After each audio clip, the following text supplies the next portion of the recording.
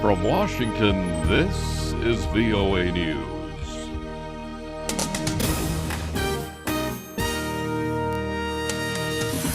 Coming up, Kyiv suffering reversals in eastern Ukraine, also China's slowing economy. Hello everyone, I'm Steve Norman. Ukraine's efforts to restore order in the troubled eastern part of the country didn't go so well on Wednesday when pro-Russian separatists were seen atop several Ukrainian army vehicles hoisting Russian flags.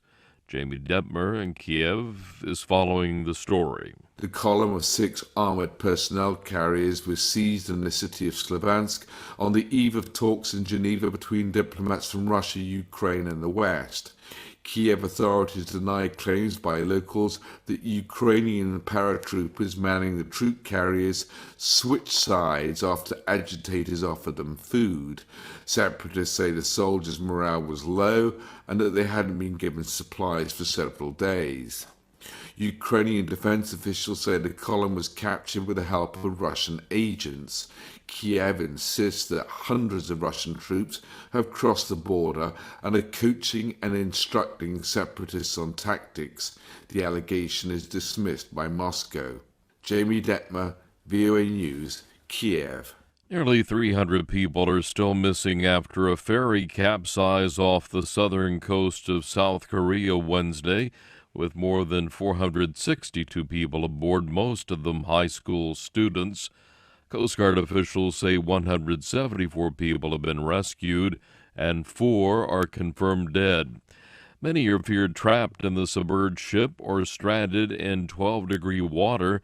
South Korean Navy SEALs are continuing their search inside the sunken vessel, but officials warn those trapped inside may not have survived.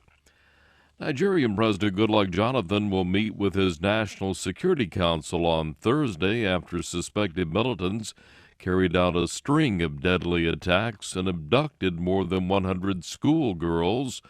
Late Wednesday, Nigeria's Joint Information Center said only 8 of the abducted students were still missing. In a statement, Nigeria's defense director said one of the terrorists who carried out the school attack had been captured as well. There was no initial claim of responsibility, but the assault is similar to attacks that have been carried out by the Islamist militant group Boko Haram. A U.S. Navy robotic submarine searching for the wreckage from the missing Malaysian airliner was once again forced to cut short its mission on Wednesday. Australian agency coordinating the search gave no explanation for what caused the interruption or how long it lasted. Meantime, Malaysia's acting transport minister, Hishamuddin Hussein, told reporters Wednesday the search for the Boeing 777 will not be lessened in any way. I think as far as Malaysia is concerned, and I can only speak for Malaysia, we will not scale down. This is a promise that I made to the families of the passengers, and we will continue. He also said that more countries might get involved in the next phase of the search. Malaysian Airlines Flight 370 disappeared on a flight from Kuala Lumpur to Beijing on March 8th. There were 239 people aboard. Chinese officials say economic growth for the world's second-largest economy slowed in the first quarter of the year.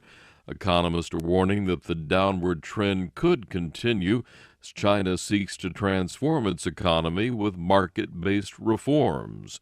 VOA's Bill Ide in Beijing reports. China's National Bureau of Statistics says economic growth in China during the first quarter slipped to its slowest pace in 18 months.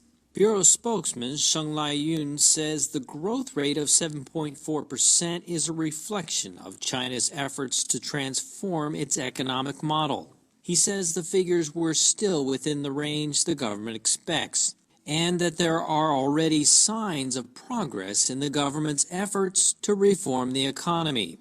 但同时也要看到外部环境仍然复杂多变。 Sheng adds, however, that at the same time, the complexities of the global economy continue to put downward pressure on the Chinese economy. He says that looking forward, persistent efforts are needed to oversee the rollout and implementation of government policies. Belied, VOA News, Beijing. A portrait of Malala Yousafzai, the Pakistani schoolgirl shot in the head by the Taliban, is expected to bring up to $80,000 for her charity.